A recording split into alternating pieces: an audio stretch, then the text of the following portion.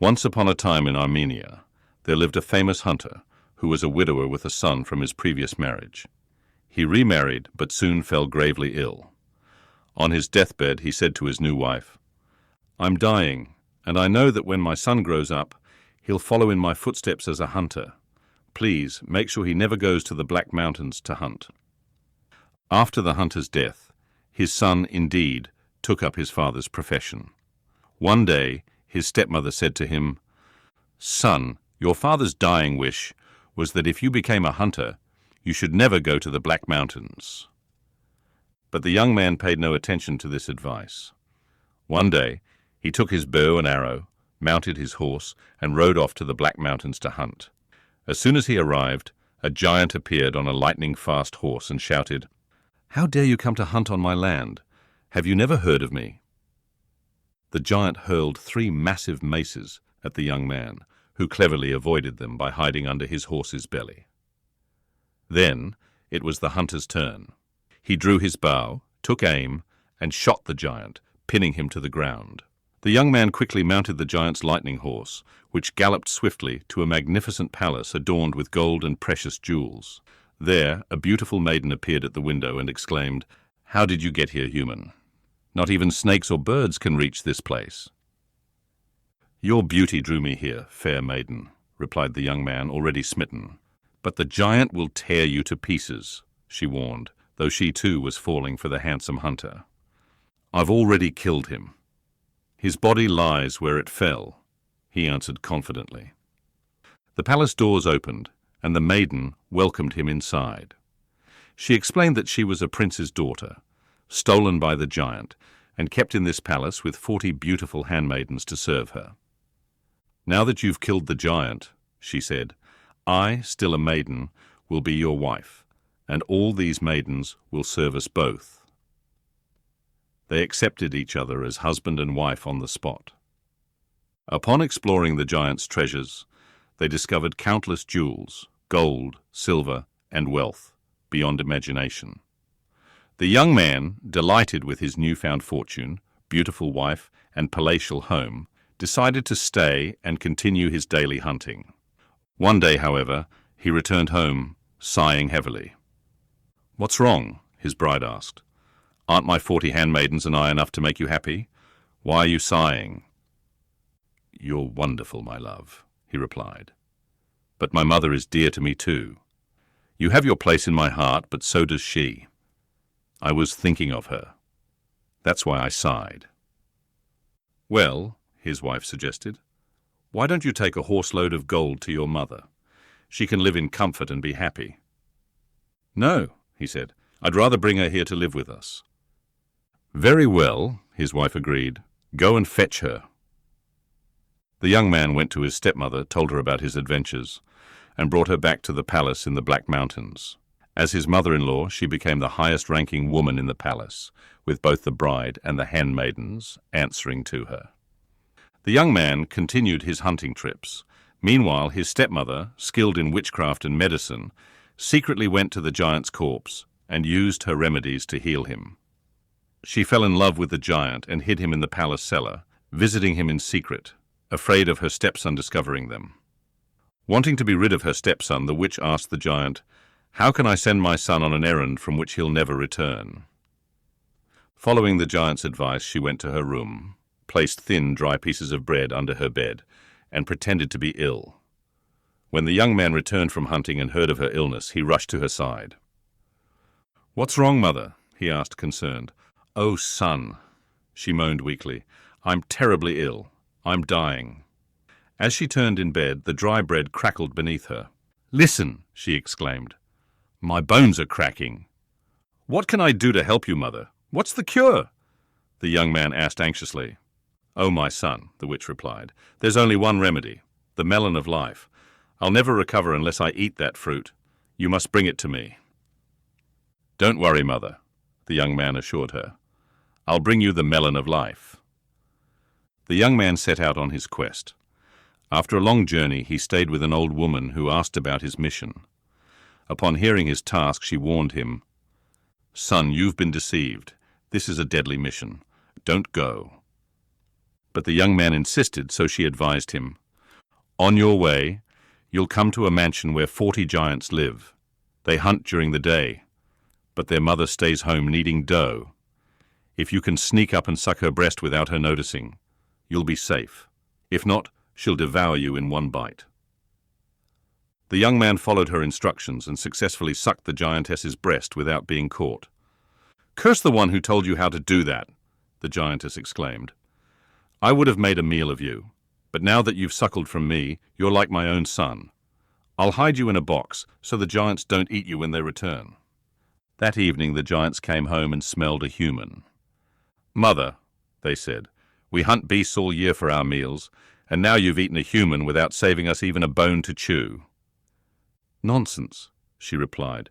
"You smell of humans from your hunting. I've eaten no one." "Yes, you have," they insisted. "What if my nephew, my human sister's son, has come to visit?" she countered. "Oh, Mother, show us our human cousin," the giants cried. "We won't hurt him. We just want to talk." The giantess brought out the young man, and the giants were delighted to see such a small, handsome human. They passed him around, examining him curiously. "Mother, why has our cousin come?"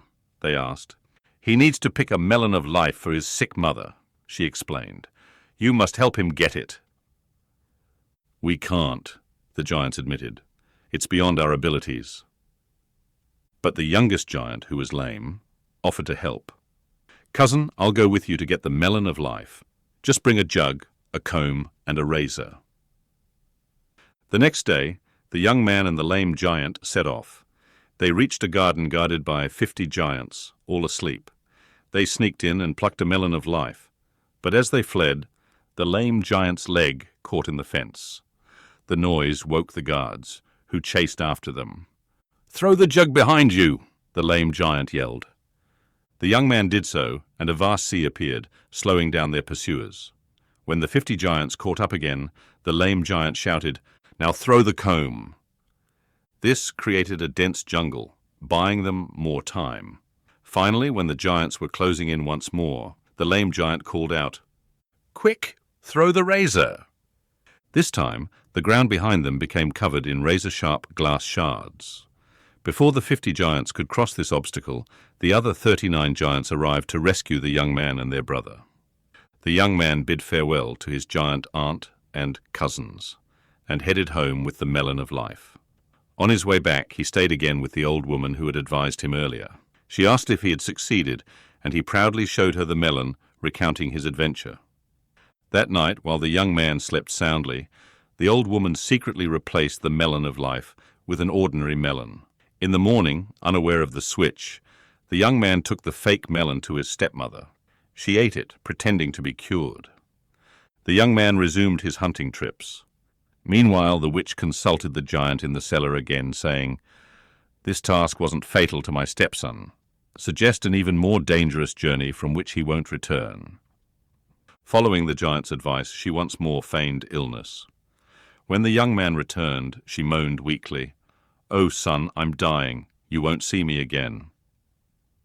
"What's wrong, mother?" he asked anxiously. "What can I do?" "The only cure now," she replied, "is the milk of the fairy lioness.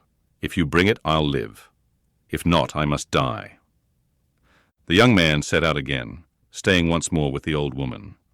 When he told her of his new quest, she tried to dissuade him, but seeing his determination, she offered advice. "Beyond that mountain is the fairy lioness's den. She's suffering from a pustule on her paw. You'll find her at the den's entrance, holding her paw up and roaring in pain. Approach quietly and shoot an arrow into the pustule. After the initial pain, she'll feel better and grant whatever you ask." The young man followed the old woman's instructions. He found the fairy lioness as described and shot the pustule with his arrow. At first, the lioness roared in pain. "Who shot this arrow? I'll devour them." But as the pain subsided, she said, "Whoever shot this arrow, I'll grant them anything they desire." The young man revealed himself, and the lioness asked, "Was it you, young hero, who relieved my pain?" "Yes, it was," he replied. "Ask for anything you want," she offered. "I'll give it to such a brave hero." "I need some of your milk to heal my sick mother," he said. The lioness instructed him to kill and skin 2 orphan cubs in a nearby cave. He did so and brought back the skins. She filled them with her milk and warned him, "Be careful not to harm my cubs on your way." As the young man left, he secretly took 2 of the lioness's cubs with him. Smelling her young, the lioness chased after him. "Is this how you repay kindness?" she asked when she caught up. "Why did you steal my cubs?" "Forgive me," he replied. "I was so grateful for your kindness that I wanted a lasting memento. What better than your cubs, which I'll raise on royal food and keep as faithful friends?" Pleased with his answer, the lioness allowed him to keep the cubs. He returned to the old woman, who asked if he'd obtained the fairy lioness's milk. "Yes, I have," he answered, showing her the skins. That night while he slept, the old woman replaced the magical milk with ordinary goat's milk. The next day, unaware of the switch, the young man took the milk home to his stepmother, who pretended to be cured after drinking it. The young man resumed his hunting trips. Meanwhile, the witch confronted the giant in the cellar, saying, "Your tasks aren't dangerous enough. Either give me a truly deadly mission for my stepson, or I'll expose you to him." The giant replied, "What can I do? Your son is the bravest hero alive. No mortal can defeat him. He'll return from any mission, no matter how dangerous. This time, let him bring you a jug of the water of life." Once again the witch feigned illness. When the young man returned, she moaned, "Oh, my son, I'm dying. My bones are breaking." The dry bread under her bed crackled as she turned. "What can I do for you, mother?" he asked sadly. "The only remedy now is the water of life," she answered. "You must bring me a jugful, or I'll die." The young man set out immediately, taking his 2 lion cubs, which had grown into young lions.